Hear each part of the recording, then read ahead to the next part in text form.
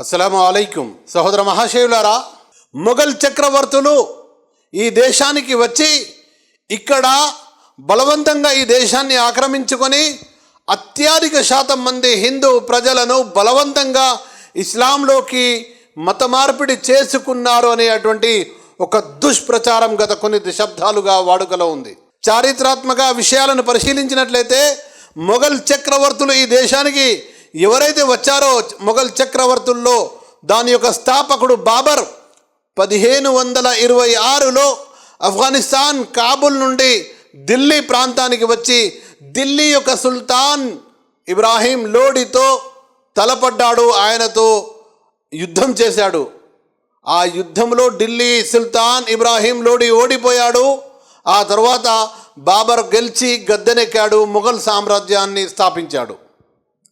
కానీ మొఘల్ సామ్రాజ్య చరిత్రను చూసుకున్నట్లయితే ఎవరు కూడా మొఘల్ చక్రవర్తులు బాబర్ అయితేనేమి, బాబర్ నుంచి మొదలుకుంటే చివరి వరకు ఔరంగజేబ్ చక్రవర్తి మరియు ఆ తర్వాత అతని వారసులు కూడా ఎవరు కూడా ఈ దేశంలోని మెజారిటీ ప్రజలు ఎవరైతే ఉన్నారో వారిపై ఎప్పుడు కూడా బలవంతం రుద్ది ఇస్లాంలోకి తీసుకొచ్చే ప్రయత్నం చేయలేదు.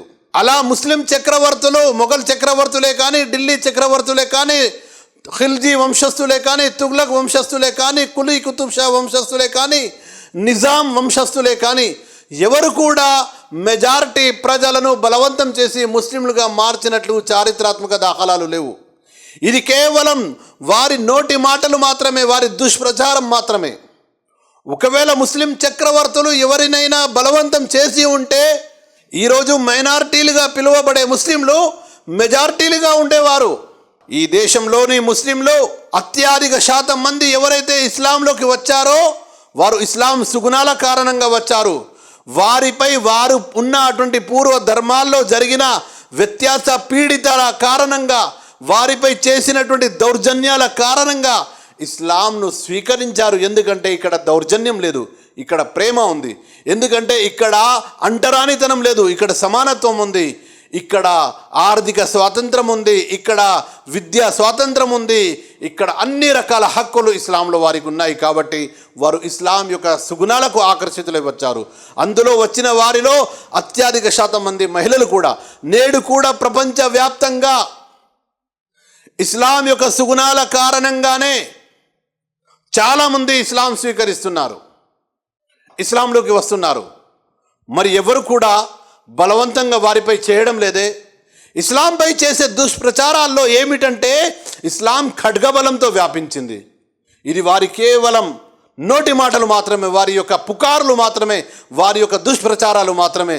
ఎవరైతే హృదయాల్లో ఇస్లాం పట్ల మరియు ముస్లింల పట్ల ద్వేషం కలిగి ఉన్నారు.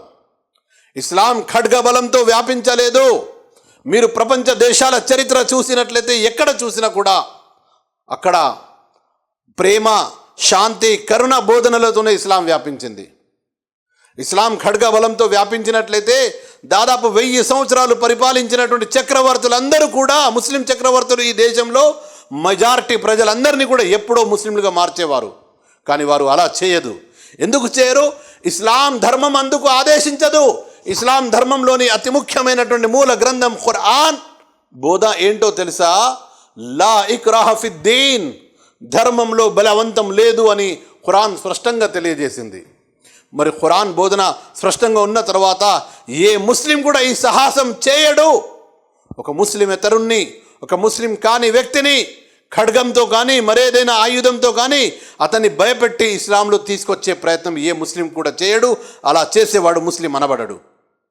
కాబట్టి ఈ దుష్ప్రచారాలు ఏవైతే జరుగుతున్నాయో ఇది వారు ఇస్లాం యొక్క పెరుగుతున్న ప్రాబల్యాన్ని చూడలేక అసూయతో చేస్తున్నటువంటి దుష్ప్రచారం తప్ప వాస్తవం కాదని గ్రహించాలి. ఇస్లాం గురించి వాస్తవాలు తెలుసుకోవాలంటే ఇస్లాంను మీరు చదవండి, ఖురాన్ను చదవండి, ప్రవక్త ముహమ్మద్ సల్లల్లాహు అలైహి వసల్లం వారి జీవితాన్ని చదవండి. ఇస్లాం యొక్క సుగుణాలు ఏమిటో, ఇస్లాం యొక్క బోధనలు ఏమిటో, ఇస్లాంలో చెప్పబడ్డ సమానత్వ మరియు ప్రేమ సందేశం ఏమిటో మీకు తెలుస్తుంది. కాబట్టి ఈ విషయాలను మనస్సులో నుంచి తీసివేయండి. ఇస్లాం ప్రేమ మరియు శాంతితోనే వ్యాపించింది. ఇస్లాంలో పాటించే అటువంటి ముస్లింలు ఎవరైతే ఉన్నారో వారు కూడా శాంతి కామకులు, వారు కూడా ప్రేమ అభిమానాన్ని పంచేవారే. కాబట్టి ఈ విషయాన్ని తెలుసుకోండి. ఇస్లాం బలవంతంగా వ్యాప్తి చెందలేదు, ఇస్లాం దానికి అనుమతించదు. అస్సలాము అలైకుం వరహమతుల్లాహి వబరకాతుహు.